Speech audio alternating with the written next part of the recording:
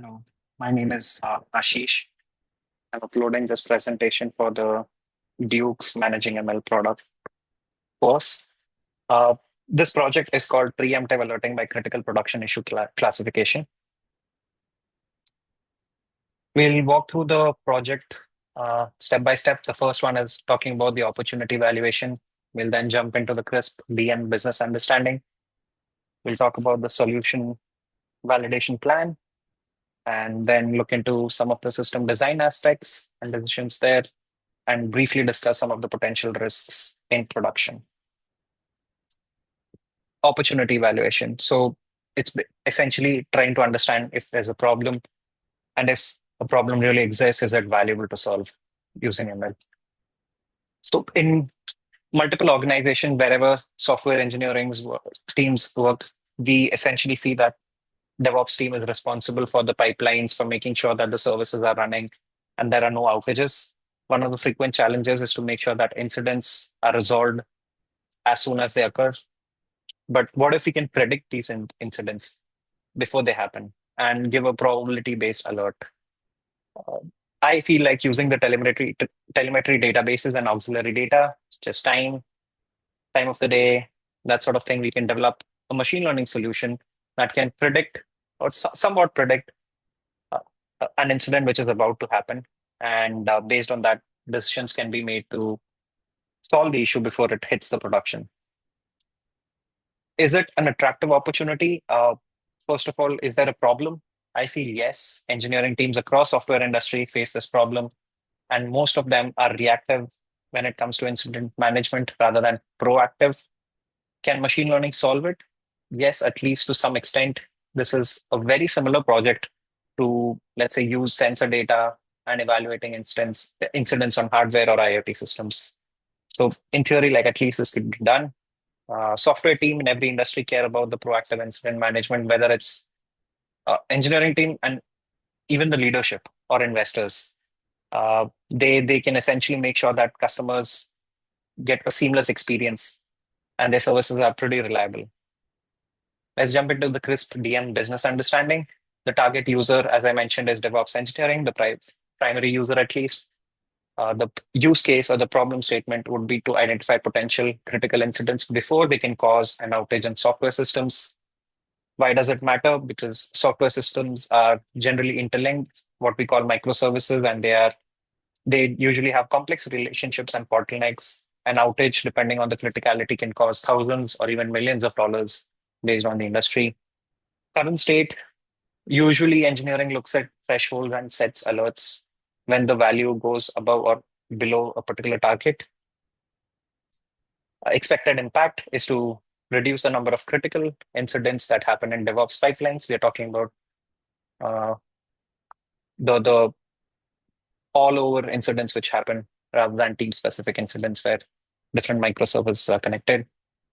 So talking about metrics, we want to reduce the incidents or increase the time between incidents where like you have stability. The output that we would be looking at is precision, recall, AUROC of the classifier. Essentially, this seems like a classification problem. The targets to meet, when we talk about outcomes, it should be obviously reduced incidents or like increased time between such incidents. So a 25% seems like a doable target, pretty achievable in my opinion.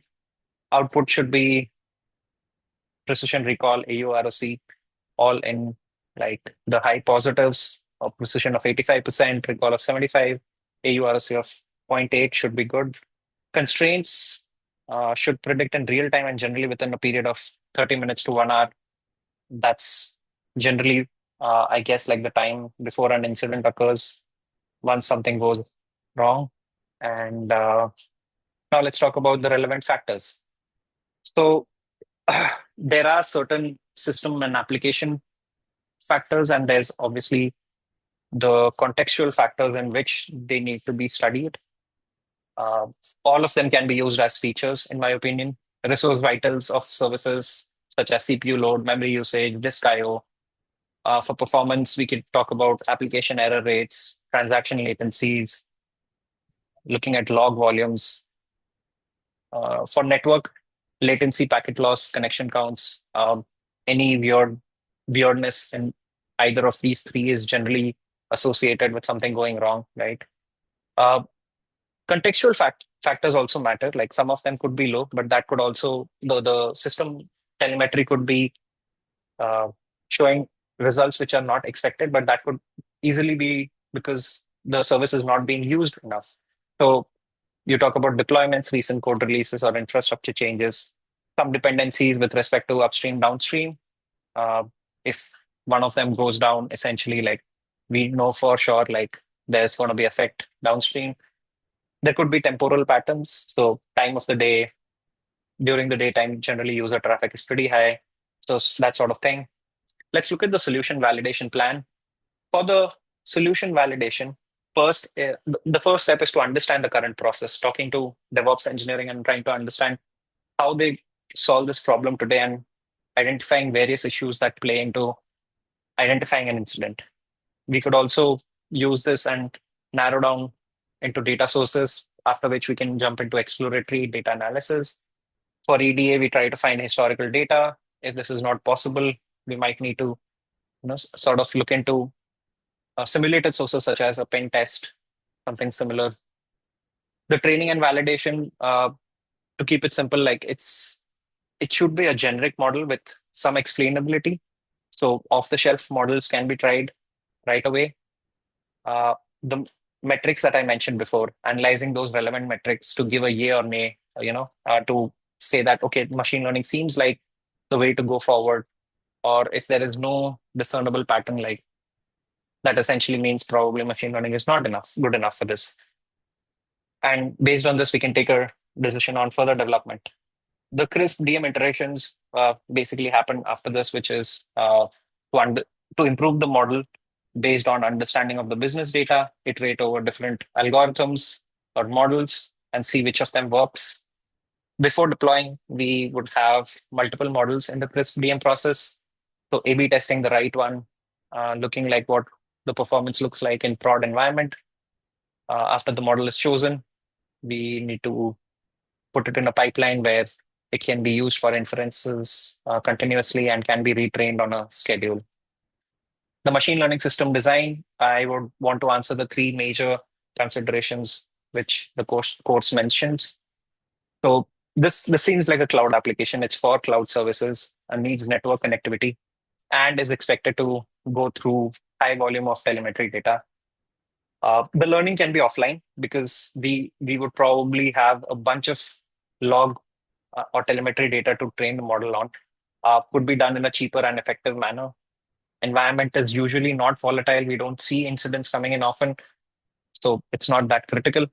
Uh, and obviously, like this can be changed for later versions. The prediction, however, needs to be online because alerting is a real-time use case. The drift, however, can be monitored at a slower pace. Let's talk about risks in production, biases and skew. There is a good chance that the data is biased, has class imbalance. We don't see a lot of incidents on a regular basis, so the model might not be able to distinguish properly between what an incident looks like. Uh, there could be different sources of drift, data drift, due to, let's say, a different scaling mechanism which the team of a particular microservice has adopted to. The concept drift can happen because new applications are and modifications are happening all the time on production systems. So some of these thresholds could change, and the model might not know the exact relationship of what's going on. So drift is possible. Not really concerned with privacy regulation because usually logs are within the organization and used internally.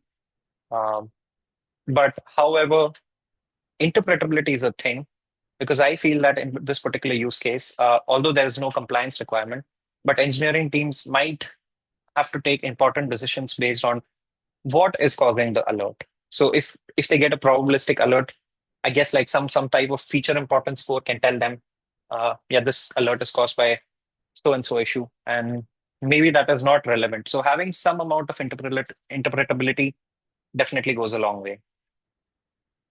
Thank you for watching my presentation. Hope you enjoyed it.